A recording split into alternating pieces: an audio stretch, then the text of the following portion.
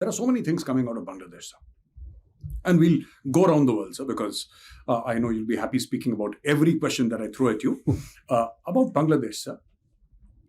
Every image of India and Bangladesh, their friendship, including 16th of December, is somehow being dismantled by people.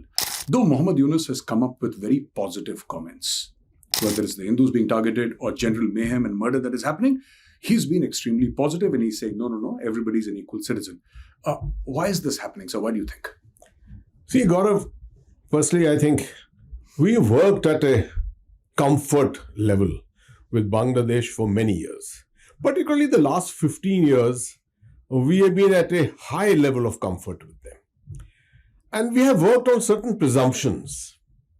Our presumptions were that 1971 became the backdrop to our relationship. That India went in, sacrificed a number of soldiers, I think 2,500 soldiers almost.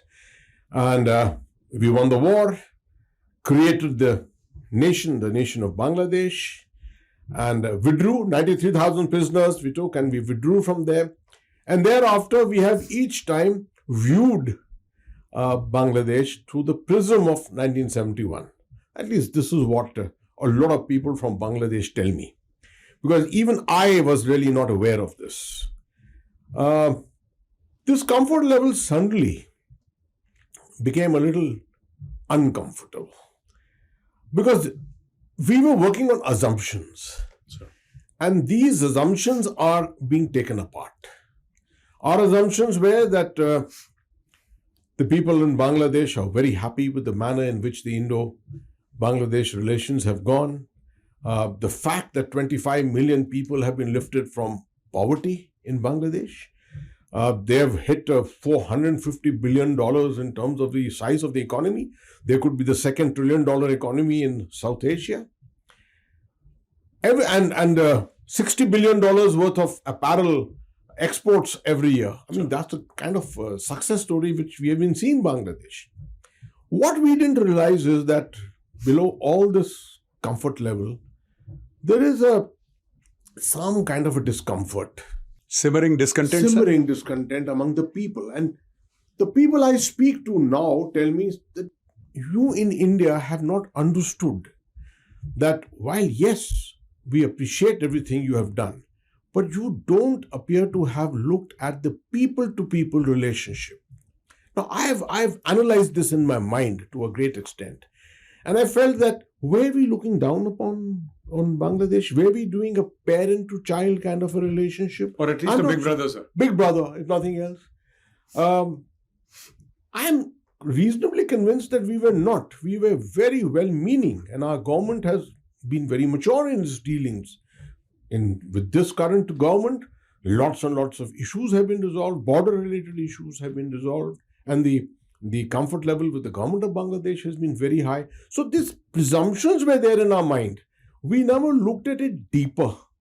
And it's only now that when you have conversations with people from Bangladesh, intellectuals, that they reveal that perhaps you all have not looked at the people's dimension correctly.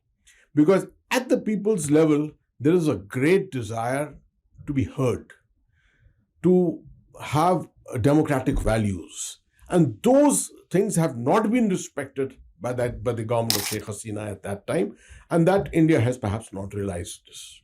So, with this, you found the fall of the government, etc. And unnecessarily, I would say, India became the fall element, where everything was being targeted. I suppose the anger which comes out of mobocracy when it takes over, it starts looking for some objects to take out its anger on. It seemed the easiest whipping boy they found was India. And I personally feel this is a short-term, very short-term situation. India has the maturity, it has the bandwidth, it has the leadership, it has the capability, and we have our security environment. We are concerned about it.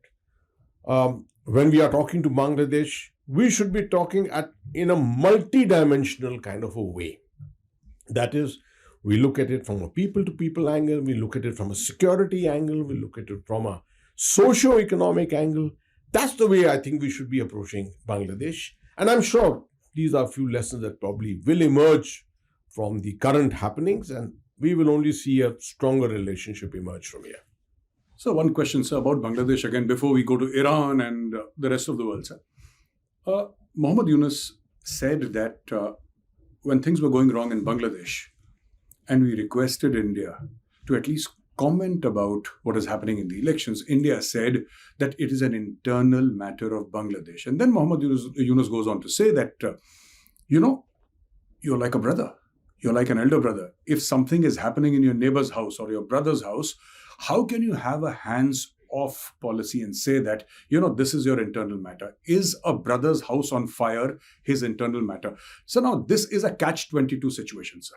If you interfere, then, India is interfering? Not really, Gaurav. I think the approach of the government of India was absolutely correct. And why do I say this? You see, these kind of situations, and sometimes when you're surprised by these situations, create all kinds of compulsions, contradictions around you. It's not easy to join the dots. You join a few dots and you realize there are many more dots which appear. Yes, sir. So every direction in which you're joining the dots, you're getting different views which are coming out towards you. I think India did the right thing by keeping away for the first. You see, initially jumping into it, and let's say if a counter-revolution had happened and Sheikh Hasina had come back and you found the government, nothing had happened to the government, we would be eating crow. So in foreign relations and in strategic matters, I don't think any nation puts all its, things into one box and starts looking at perhaps acting in that manner. You keep your options open. Yes. And I think the manner in which India handled this was exactly that. It just kept its options open. And you will find this internationally. Unless there is a huge commitment like the United States with Israel, it will, under any circumstances, it will support Israel, it will go for that. That kind of a thing doesn't. We in India are a little more pragmatic on these issues. And I'm sure that the best interests of India and Bangladesh are being served today by the manner in which we are both approaching the situation.